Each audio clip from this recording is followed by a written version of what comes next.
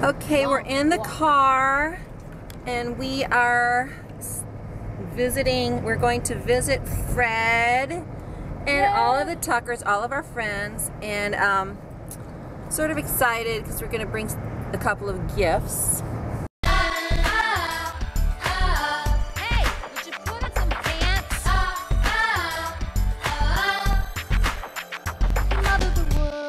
And remembering the first few days when we had our kids home.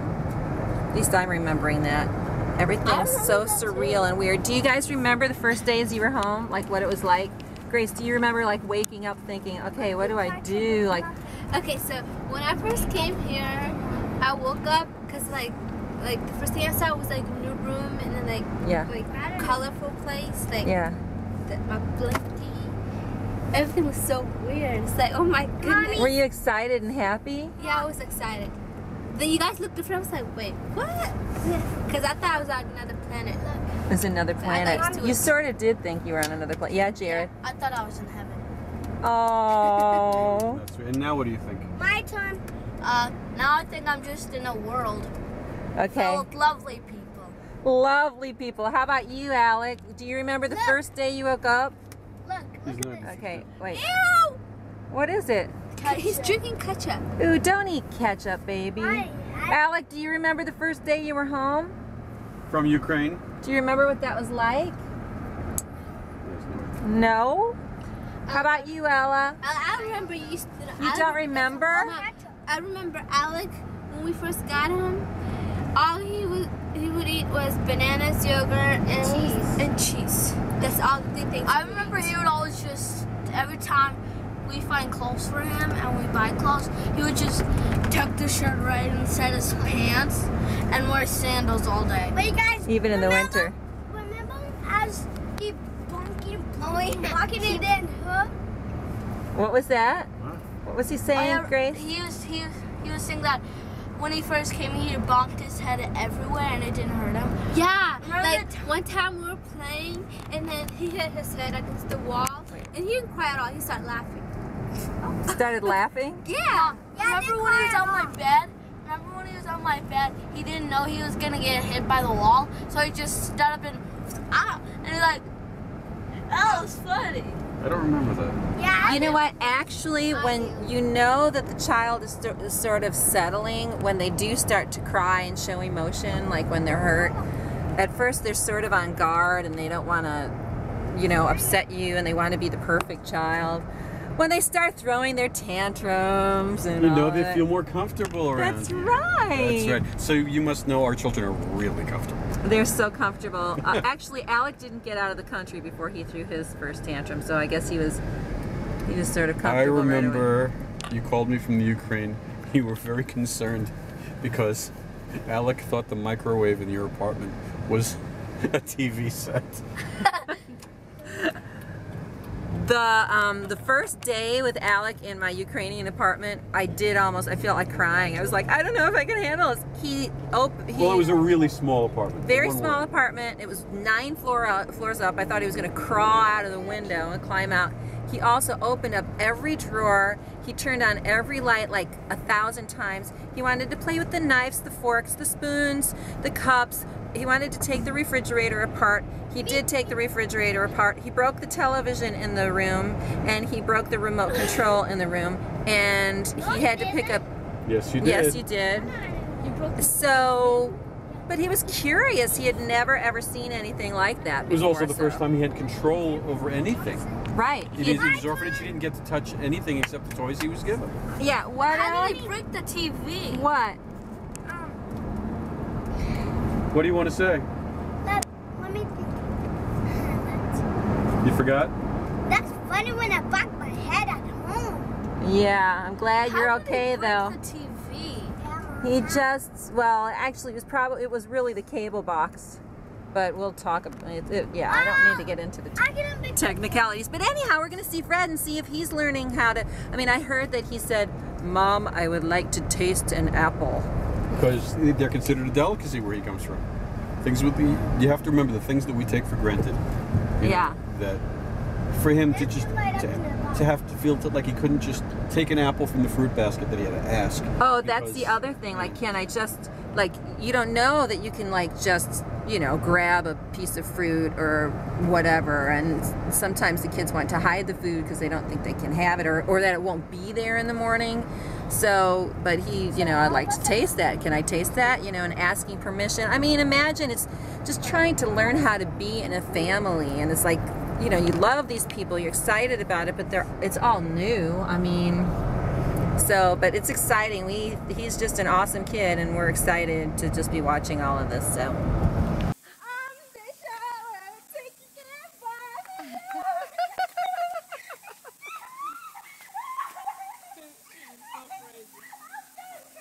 Oh my gosh. There's Fred meeting the neighbor.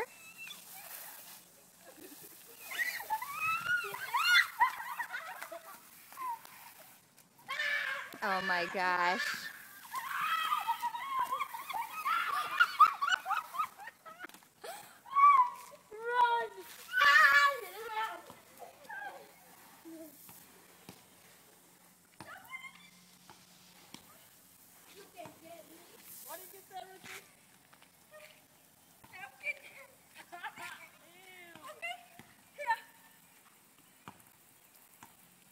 Oh my gosh.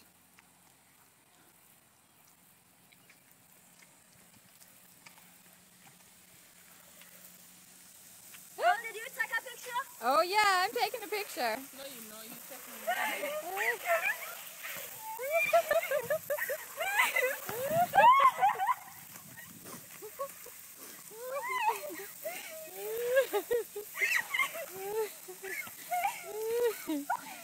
Oh my gosh. Hey, how's life treating you guys? Are you a happy woman? Yes. You too? Are you happy? Yes.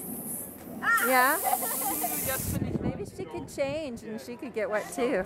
You wanna go shake? What was that? What were you gonna say? What were you saying? What were you guys just doing? Washing the cows yesterday. Very cool. Oh, Fred's over there. Let's say hi to Fred. Wait, can I see that? No, I'm not allowed. Hi! Yes, I promise after like this time I will never use the camera again. Well, maybe not, but how's life with Fred so far? It's good. Is he sleeping? Yeah, he sleeps a lot. And now you're going to hang out with your girlfriend. I am. Okay, I like your hair. It looks cute. Thank you. Awesome.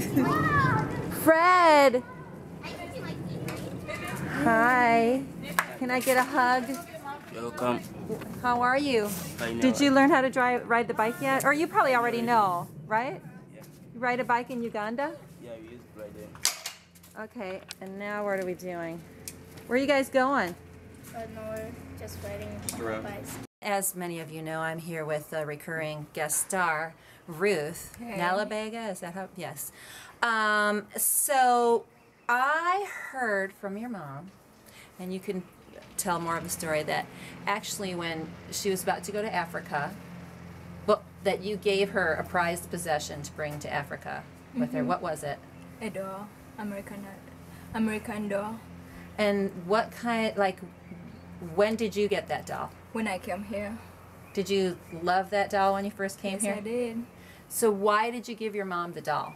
Well, cause I had a cousin and we talked about coming to America, but she didn't come. So I was like, oh, I should take this doll cause I liked it so much, and I should give it to her to present how much I love her.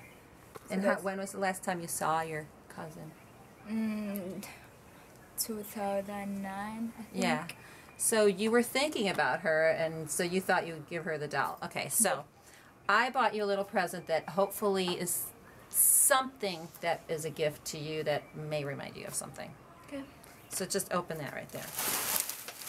Although, Turn it around. Here you go. Oh my God! It's the same one!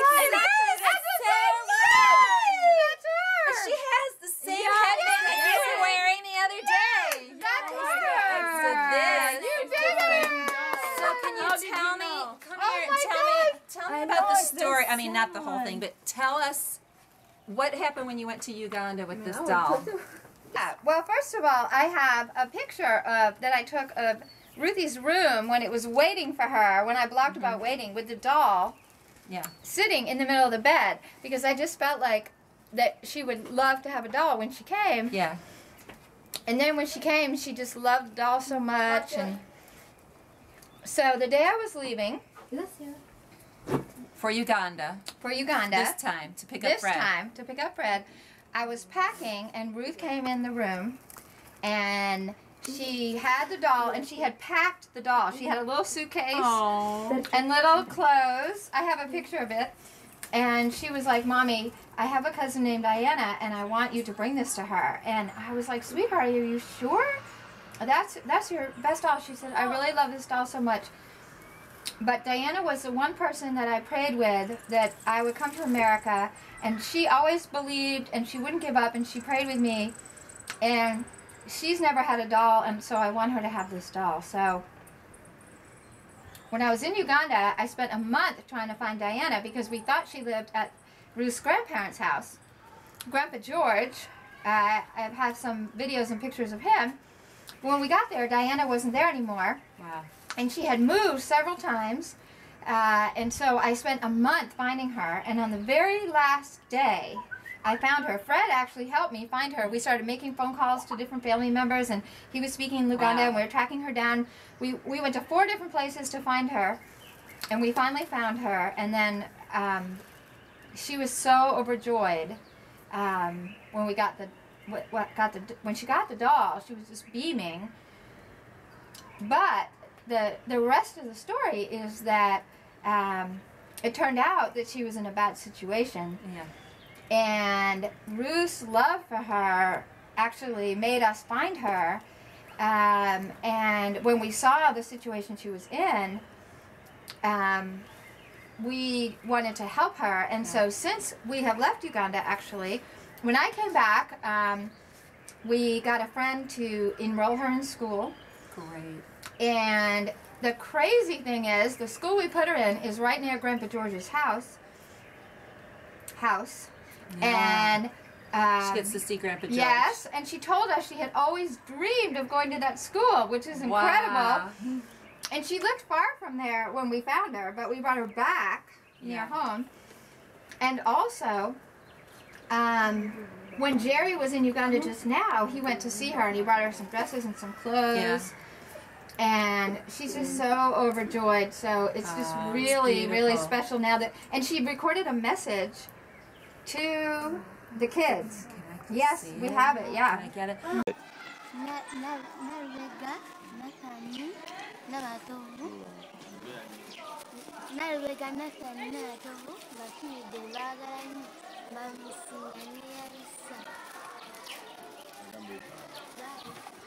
Thank you. I want to say to you, my sweet Ruth, because I know a lot of focus the other day was on, of course, the fabulous Aggie and Fred, but that I know that you may be past the doll stage in your life, although I personally like dolls too. But this doll, you love on this doll, and if you ever feel like giving it to anybody for another child in another African or another country, that's fine with me. But I felt like you needed to see that God redeems and God gives back when we are generous of our hearts. It's not only the doll that you got back, but that you really, really helped your cousin in a way that, So I also brought you something else to share, because I thought Fred would like this as well. So these flowers are for Mama, but I went shopping because I thought of you, because I know that this is for the whole family, but look what's in there. What's in there? What's in there? Mangoes! No! I bought like 5. They're not ripe yet, but Oh, that's okay. she loves mangoes. She loves mangoes. There's some avocados in there too, but yeah. So anyhow, so that's all good, and we I are can't so believe happy. you found the same doll. I walked in the store, I'm like, I don't know. And then the fact that she has this blue headband just the same that Aggie wore yesterday. Yeah, well, you'll see in the pictures. That's the same doll. I can show you. Exact same one, same outfit. Wow. It's all good. That is the Lord. Wow. Awesome. Cool. Very cool. Praise the Lord. All right. Oh, here's a little story of a mom and dad. She's He's no Angelina. Yeah, and he's not Brad. We're raising lots of kids from all over the world. 3 bad boys. That's the girls. Sam and Andrew, it's important to mention, were born in New York City via 2 C-sections. Matea was adopted in 2005. She came from Guatemala. She's a chica alive. Ethiopia called in 2008. Adopted 3 siblings, Jared, Ella, and Grace. Adopted again in 2011. Alec came from Ukraine. Now we have 7.